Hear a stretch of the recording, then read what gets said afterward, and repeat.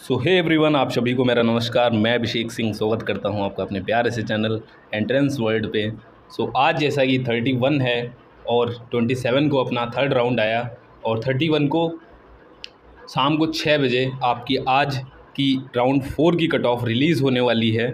ठीक है, तो सबसे बड़ी चीज़ होगी कि क्या सर इसमें कट ऑफ में ड्रॉप देखने को मिलेगा, क्योंकि विड्रॉल का ऑप्शन तो आ गया है। तो मैं आपको बता दूं कि विड्रॉल का ऑप्शन कल आया है। ठीक है, और कुछ बच्चों में शायद था या नहीं था, मतलब मोस्टली बच्चों में नहीं था विड्रॉल का ऑप्शन। ठीक है, तो अब क्या है, अभी आपको राउंड 5 में इसका इफ़ेक्ट देखने को मिल सकता है, क्योंकि राउंड 3 जो है डीयू का वो भी इन्होंने डिसाइड कर दिया है कि कब आ रहा है, और ईयू की सेकंड लिस्ट भी शायद आ जाएगी तब तक। तो उम्मीद यही है कि राउंड 4 में हो सकता है उतना ड्रॉप आपको देखने को ना मिले कट ऑफ में। जैसे कि यार हो सकता हो इस बार भी 5 ही नंबर का ड्रॉप बीएससी में आपको देखने को मिले। जैसे बीएससी बायो के आपके जितने भी कोर्सेज़ हैं, 5 से 6 नंबर आपको देखने को मिल सकती है कट ऑफ में गिरावट। ठीक है, और आपके जो मैथमेटिक्स के कोर्स हैं उसमें भी 5 से 10 नंबर आपको दिख सकती है।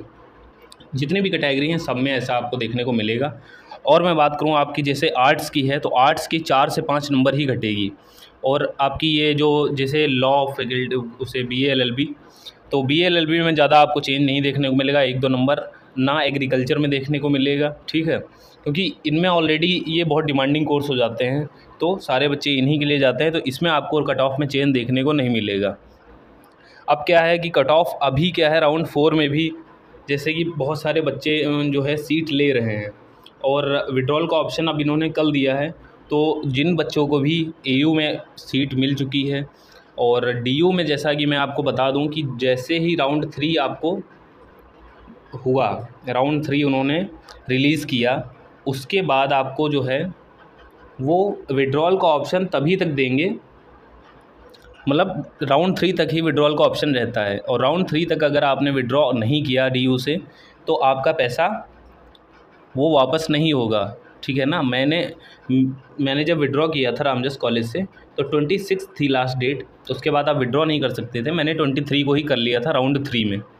ठीक है, और बाकी मैं घूम आया था आराम से, फ़ी रिसिप्ट वगैरह मिल गई थी, आराम से उसको लेके आप जा सकते हैं। कोई भी डॉक्यूमेंट मैंने नहीं जमा किए थे। तो ऐसा भी आप कर सकते हैं, अगर आपने डीयू में भी कोई सीट वगैरह ले रखी हो तो आप आराम से घूम के आइए एक बार। काफ़ी डीयू अच्छा है, और दिल्ली ही अच्छा है, क्या डीयू की क्या ही बात करें। ठीक है, जिन बच्चों के भी यार कम मार्क्स हैं, जिनको अभी तक बीएचयू में कोई भी सीट अलॉट नहीं हुई है, और उन्होंने अगर एयू में भरा हुआ है, तो आप एयू को भी प्रेफर कर सकते हैं, क्योंकि बीएचयू की बायो में तो cut of her bar high रहती है। मैथ्स की इस बार थोड़ी लो रही है, पर लो रही है तो देखो पेपर अगर टफ़ आया है तो सबके लिए है, तो सबके ही मार्क्स कम आए होंगे, तो उस हिसाब से तो मैथ में भी एक एवरेज मार्क्स ही हैं, कि मान लो जैसे 300 आपकी डब्ल्यूएस की जा रही है, तो वो चीज़ है। और आर्ट्स में आपको बता दूं, आर्ट्स में भी, आर्ट्स जैसे बीए आर्ट्स जो है ये काफ़ी अच्छा कोर्स है यहाँ पे, तो इसकी भी कट ऑफ ज़्यादा कम नहीं जाएगी, क्योंकि सेकंड और थर्ड राउंड की कट ऑफ में कोई चेंज ही नहीं दिखा। बहुत सारे ऐसे कोर्सेज़ मैंने देखे, आपका जैसे एंशिएंट हिस्ट्री था एमएमवी में 268, सेकंड में था 268, थर्ड में भी है, तो कोई चेंज ही नहीं देखने को मिला।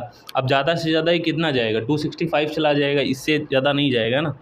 ठीक है, तो ये सारी चीज़ें हैं। राउंड 4 की भी कट ऑफ राउंड 3 की ही तरह होने वाली है, हाई ही रहेगी। राउंड 5 में आप एक्सपेक्ट कर सकते हैं कि सर मेरे को थोड़ा ड्रॉप देखने को मिलेगा।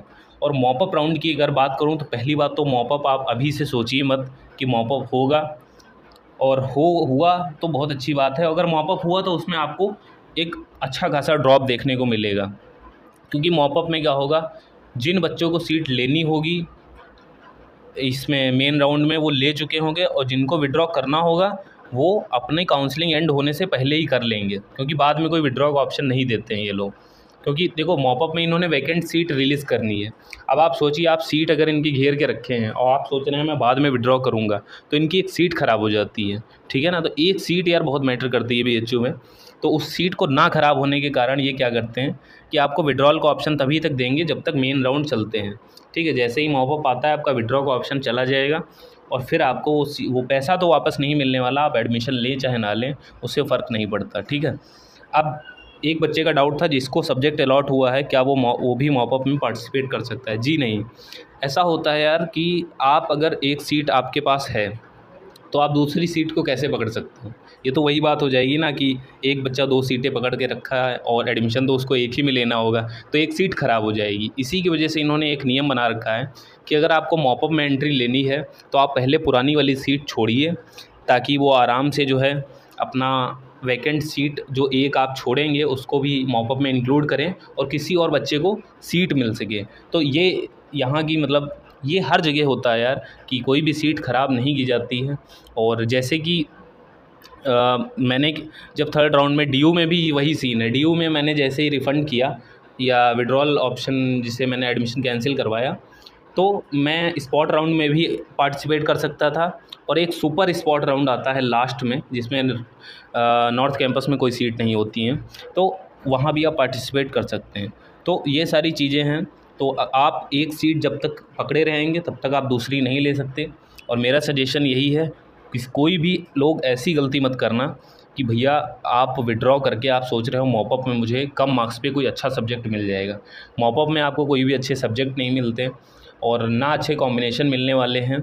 ठीक है, मॉपअप में बीए में तो अच्छा कुछ नहीं मिलेगा आपको। बीएससी में क्या है, चलो बीएससी में कुछ भी मिल जाए आपको, आप थर्ड ईयर में चेंज वगैरह करा सकते हो, बीए में भी करा सकते हो। बट अगर सोचिए आपको गलत कॉम्बिनेशन मिल जाता है, संस्कृत पाली और ये सब, तो आपके लिए बहुत मुश्किल हो जाएगा उसमें पास करना। ठीक, तो ये सारी चीज़ें हैं। तो जिनको भी सीट जो अलॉट हो गई है आप उसी को लीजिए, मॉपअप के भरोसे बिल्कुल मत रहिएगा वरना बहुत बड़ी गलती कर देंगे। ठीक है, और राउंड 4 की कट ऑफ जैसे ही आती है उसकी भी मैं वीडियो एनालिसिस करूँगा। ठीक है, उसको एकदम डिस्कस करेंगे डिटेल में, और राउंड 5 में कितनी एक्सपेक्टेड होने वाली है उसको भी अपन डिस्कस करेंगे। ठीक है, सो आई होप आपके सारे डाउट क्लियर हो गए होंगे। और भी आपको अगर कोई फर्दर डाउट रह जाता है तो आप कमेंट में लिख दीजिएगा। ठीक है, मैं ट्राई करूँगा उस पर वीडियो बनाने का। और कैसी लगी वीडियो ज़रूर बताना। So thank you guys.